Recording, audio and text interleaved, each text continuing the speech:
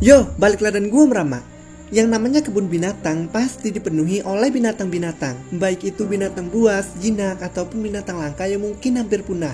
Biasanya hewan-hewan yang ada di dalam kebun binatang selain untuk dilindungi, mereka juga biasa ditampilkan atau dipertontonkan kepada orang-orang yang berkunjung ke dalam kebun binatang, baik itu sebagai hiburan ataupun sebagai pembelajaran. Tapi pernah nggak kalian membayangkan jika kebun binatang bukan menampilkan seekor binatang, melainkan seorang manusia yang dipertontonkan layaknya di kebun binatang? Peristiwa ini benar-benar pernah terjadi di masa lalu, tepatnya pada akhir abad ke-19 hingga awal abad ke-20.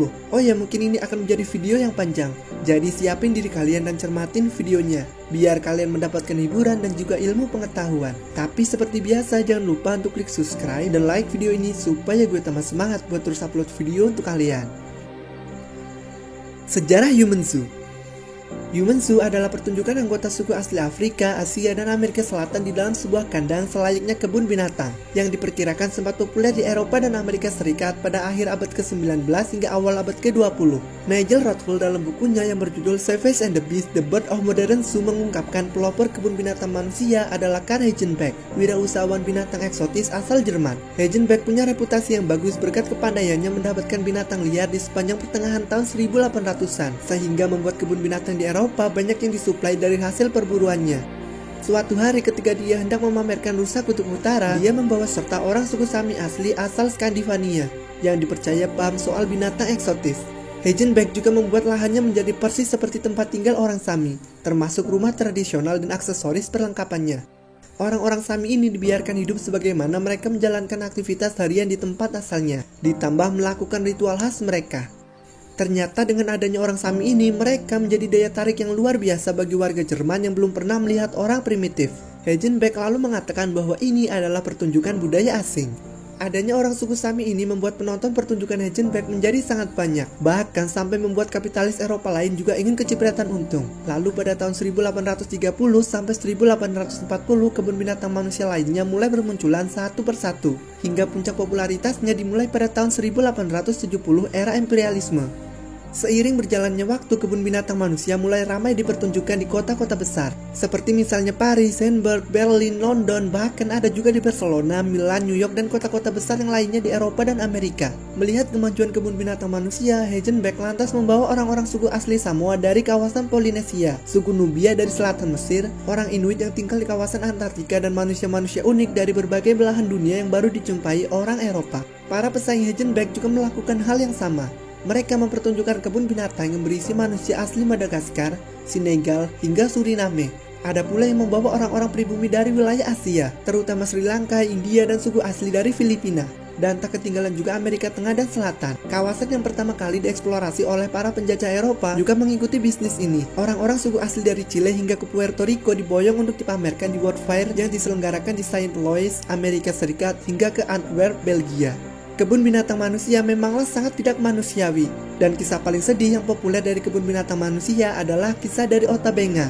Sophie Park mengatakan kisah paling sedih adalah yang dialami oleh Ota Benga. Orang yang membawanya ke Amerika Serikat saat itu adalah misionaris Samuel Philip Werner. Benga ditipu dengan janji dia akan disekolahkan.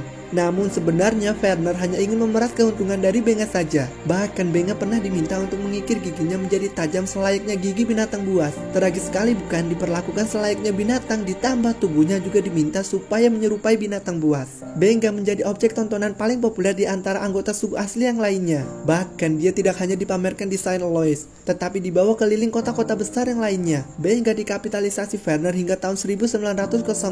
Selanjutnya ia diserahkan ke pihak kebun binatang di New York. Namun karena sikap kontra dari para pendeta membuatnya dinonaktifkan dan dipindahkan ke panti yatim piatu. Benga juga tak pernah kembali lagi ke Kongo. Lalu pada tahun 1916, setelah lebih dari 1 dekade tinggal di negeri Paman Sam, Benga melakukan bunuh diri dengan sebuah pistol. Usianya saat itu baru sekitar 32 tahun. Menyedihkan bukan? Diperlakukan sangat tidak manusiawi dan berakhir dengan bunuh diri. Berakhirnya era Human Zoo. Popularitas kebun binatang manusia masih terjaga hingga era Perang Dunia Kedua. Faktor penting yang berperan menghapus praktik kebun binatang manusia adalah dekolonialisasi negara jajahan dan menjamurnya organisasi-organisasi kemanusiaan berskala global sejak pertengahan abad ke-20. Faktor lain seperti televisi secara efektif mampu mengenalkan dunia beserta manusia dan kebudayaannya ke masyarakat di benua Eropa dan Amerika Utara. Dampaknya adalah berkurangnya rasa penasaran orang kulit putih atas hal-hal primitif dan eksotis. Efeknya adalah pengunjung pertunjukan kebun binatang manusia semakin hari semakin sepi. Apalagi ditambah suara aktivis anti-rasisme yang semakin mengencang. Bisnis rasis itu pun hilang dengan sendirinya. Nah, gimana, menyedihkan bukan kasus kebun binatang manusia itu? Dan apakah ada episode SpongeBob yang menyinggung hal seperti itu? Jawabannya adalah kemungkinan ada. Dan episode yang menyinggung hal tersebut ada di dalam episode yang berjudul The Thing, tepatnya pada season keempat serial SpongeBob. Lalu di mana letaknya yang menyinggung hal seperti itu? Oke, kita masuk ke ringkasan ceritanya terlebih dahulu. Episode SpongeBob ini bermula ketika Squidward sedang menonton TV, tepatnya menonton pertunjukan KLPG. Namun sayangnya Squidward terganggu oleh dua tetangganya yaitu SpongeBob dan Patrick, dan pada akhirnya mereka pun menonton TV bersama-sama. Tapi sewaktu menonton TV, baik SpongeBob ataupun Patrick tidak bisa diam dan menikmati pertunjukan dari KLPG, dan yang ada mereka terus berbicara sehingga mengganggu waktu bersantai Squidward. Squidward yang merasa kesal dengan mereka kemudian memarahinya dan meninggalkan rumahnya sendiri untuk mencari kedamaian dan ketenangan. Ketika Squidward meninggalkan rumahnya dan hendak mencari kedamaian dan ketenangan, dia malah tertabrak oleh truk yang penuh dengan semen. Ditambah semen itu langsung mengarah dan mengenai Squidward. Saat terkena semen itu, Squidward berusaha melepaskan diri, namun dia malah terlempar jatuh ke dalam jurang. Semen yang ada pada tubuh Squidward juga semakin mengeras, hingga dia tidak bisa berbuat banyak dengan tubuhnya. Sudah hari kelima, Squidward terjebak dengan semen yang melekat pada tubuhnya, hingga membuatnya tidak dikenali oleh orang-orang. Bahkan SpongeBob dan Patrick juga tidak mengenalinya. Namun meskipun mereka tidak mengenali makhluk itu, mereka tetap merasa kasihan dengannya. Bahkan SpongeBob juga sampai menamainya dengan nama Smelly, dan pada akhirnya mereka membawanya pulang ke rumah untuk dirawat. Tapi sewaktu di rumah SpongeBob, Gary tidak suka dengan kehadiran Smelly. Bahkan dia sampai menyerangnya juga. Karena tidak memungkinkan Smelly ada di rumah SpongeBob, maka Patrick menyarankan untuk membawa Smelly ke rumahnya. Sewaktu Smelly dan Patrick ada di rumah Patrick, mereka tadinya hendak bermain bersama. Namun dengan segala kebodohan Patrick, dia malah membuat Smelly menjadi marah dan hendak menyerangnya. Patrick yang merasa ketakutan karena hendak diserang oleh Smelly, maka dengan segera dia menelpon pengendali binatang, lalu mengatakan kalau ada binatang liar yang lepas di rumahnya. Smelly kemudian berusaha melarikan diri dari rumah Patrick menuju ke rumahnya Squidward, rumahnya sendiri. Namun para pengendali binatang ternyata sudah ada di sana, dan dengan segera mengepung Smelly. Mereka kemudian menangkap dan membawa Smelly ke kebun binatang untuk dijadikan sebagai bahan tontonan. Namun pada akhirnya SpongeBob dan Patrick berhasil mengeluarkan Smelly dari kebun binatang itu dan membawanya ke kelompok yang mirip dengan Smelly, yang mungkin itu adalah keluarganya. Nah, begitulah singkatnya tentang episode The Thing. Namun di mana kesamaannya? Di mana unsurnya mengatakan kalau itu adalah sindiran dari Human Zoo? Oke, mari kita bahas bersama-sama. Tapi pastikan kalian memahami penjelasan gue dari awal, biar kalian lebih mudah memahaminya. Kesamaan antara cerita dalam episode The Thing dengan kasus Human Zoo ada di dalam beberapa momen, terutama pada pertengahan cerita sampai dengan akhir cerita. Kesamaan yang pertama ada pada unsur hypnospesies. Yap, spesies tidak dikenali. Kenapa gue menyimpulkan ini? Karena pada kasus Human Zoo, saat mereka melihat orang-orang primitif, mereka tidak mengetahui tentang orang-orang primitif, sehingga membuat mereka merasa penasaran karena dinilai orang-orang primitif berbeda dengan orang-orang pada umumnya, sehingga orang-orang primitif dijadikan sebagai tontonan layaknya hewan pada kebun binatang. Meskipun sebenarnya orang-orang primitif itu sangat banyak, namun mereka biasa hidup jauh dari peradaban manusia modern, sehingga sangat susah untuk dijumpai. Oleh karena itulah saat melihat orang-orang primitif, mereka sangat penasaran. Lalu apa hubungannya dengan SpongeBob? Jawabannya adalah pada Smelly. Smelly sebenarnya Squidward yang terkena semen hingga mengeras. Namun warga Bikini Bottom termasuk SpongeBob dan Patrick belum pernah melihat makhluk seperti itu. Bahkan sewaktu di dalam kebun binatang dan dijadikan sebagai tontonan, mereka juga menamainya sebagai hypnospesies, yang dalam artian mereka belum tahu dan belum mengetahui makhluk jenis apa sebenarnya Smelly itu. Tapi pada akhir episode kita diperlihatkan bahwa ternyata makhluk seperti Smelly itu memang ada, bahkan banyak. Namun mereka hidup jauh dari peradaban modern, sehingga sangat sulit untuk dilihat atau ditemukan. Oleh karena itulah saat melihat Smelly di kebun binatang, mereka sangat penasaran. Kesamaan yang kedua ada pada Patrick Star.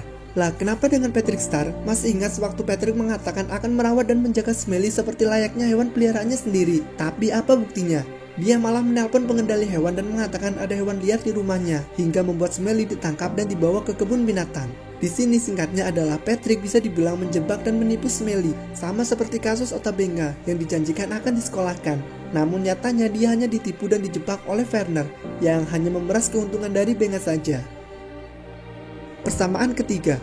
Kesamaan yang ketiga bisa dibilang kesamaan yang paling mencolok, yaitu kesamaan spesies. Kita tahu bahwa Squidward adalah makhluk laut seperti halnya warga Bikini Bottom. Namun saat tubuhnya terkena semen, penampilan Squidward berubah menjadi tidak dikenali lagi. Bahkan dalam kebun binatang juga dia dikategorikan sebagai hypnospesies, padahal dia masih memiliki status yang sama sebagai makhluk laut. Nah, jika kalian memahami, ini sama halnya dengan ikan yang melihat ikan. Namun salah satu ikannya berbeda, sehingga membuat dia menjadi bahan tontonan dan hiburan bagi ikan yang lainnya. Hal ini bukannya sama seperti kasus Yumensu. Baik itu manusia primitif ataupun manusia modern, mereka sebenarnya masih sama-sama sebagai manusia. Namun dalam kasus ini manusia modern memiliki sifat rasisme yang menganggap ras lain lebih rendah dari rasnya, sehingga saat melihat manusia primitif yang berbeda dengan rasnya, mereka memperlakukan ras lain dengan sesuka hatinya. Bahkan bisa dibilang manusia primitif diperlakukan secara tidak manusiawi saat itu, padahal mereka masih sama-sama sebagai manusia. Nah, gimana menurut kalian tentang teori tadi? Tapi gue juga tidak membenarkan 100% tentang teori ini, karena yang tahu maksud dari ceritanya adalah penulis ceritanya sendiri. Baik itu ada unsur yang menyinggung tentang kelamnya peristiwa Yumensu atau tidak, gue harap kalian bisa memahaminya dengan santai. Oke, mungkin segitu dulu untuk video kali ini. Jika kalian suka, kalian bisa like video ini dan nantikan video selanjutnya dari gue Murama. Oh ya, pesan gue kali ini adalah kita sama-sama diciptakan sebagai manusia, baik itu pria ataupun wanita. Ras kita juga tidak hanya sekedar ras kulit putih saja, banyak ras yang lainnya dan banyak juga suku yang ada. Jadi janganlah merasa bahwa diri kita lebih baik dari orang lain. Janganlah merasa bahwa ras kita lebih baik dari ras lain. Manusia tidak diciptakan untuk saling membeda-bedakan, tetapi manusia diciptakan untuk bersatu meskipun dalam perbedaan. Kita tidak bisa hidup sendiri, maka dari itu janganlah menyombongkan diri. Kita juga tidak boleh memperlakukan orang lain secara tidak adil, karena Tuhan saja maha adil. Teruslah bersatu, maka akan ada banyak kebahagiaan yang datang satu persatu.